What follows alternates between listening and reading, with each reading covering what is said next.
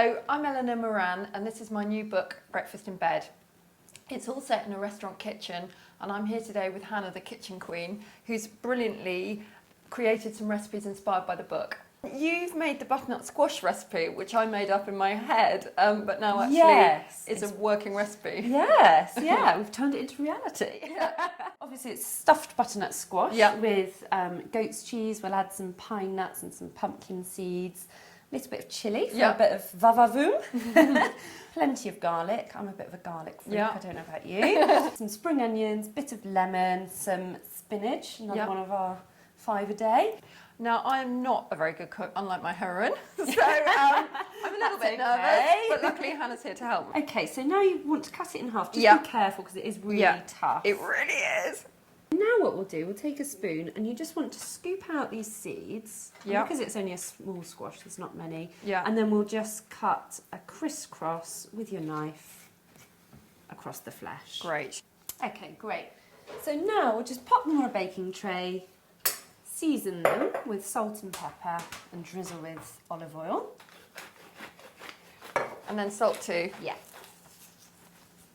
Great.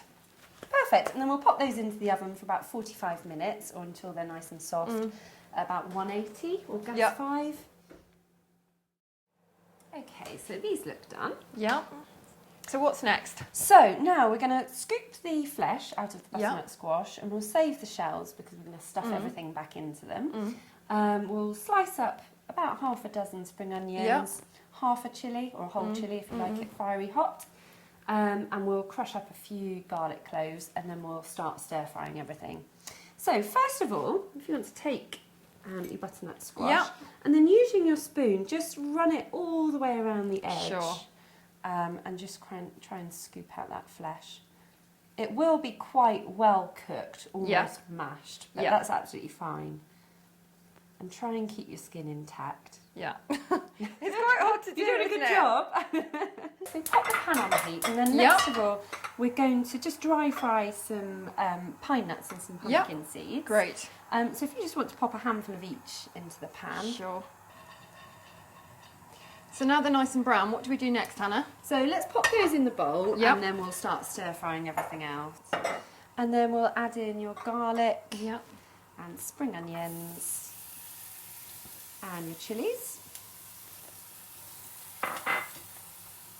That's smelling gorgeous. Right, so that's been in there for a few seconds, just enough to start getting everything softened. So we'll now add in your butternut squash. In it goes. Okay, and then we'll season it. What are we putting in? So a little bit of salt, a little bit of pepper. And we had seasoned the squash earlier, so you don't need to go too crazy. And really, as soon as that's warmed through, we can add in a good couple of handfuls of spinach. So as you know, spinach cooks down to nothing, so you can always afford to add a little bit more than what you think you might need. We'll just squeeze you want about half a lemon in there. So then last of all, do you want to toss your seeds back into the pan? Sure. Give it one final stir.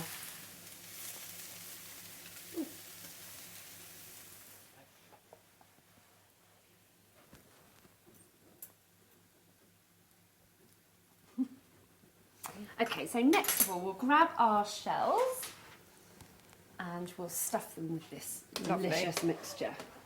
Here we go.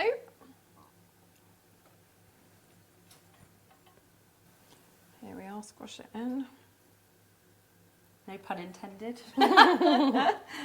Just add little nuggets of the goat's cheese. And you can kind of poke them in a little bit.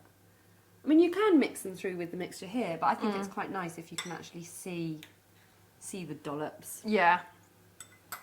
So that is it. We'll just pop that in the oven for 10 to 15 minutes. Just, I mean, everything's warm. You just want the goat's cheese to warm through. So 15 minutes in the oven, and then we can eat. Fantastic.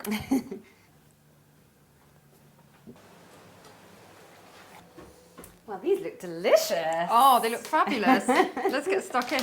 Absolutely. Amber, my heroine of Breakfast in Bed, would be so proud I of hope us so. for making these. Oh, I can't wait to actually try this. I know, it looks delicious. That is absolutely yummy. If you'd like to try cooking the recipe yourself, you can find it on my Facebook page, Eleanor Moran Books. And you can also find more information about Hannah, the Kitchen Queen there. We'd love to see you posting your recipes and your results, so do come and get stuck in.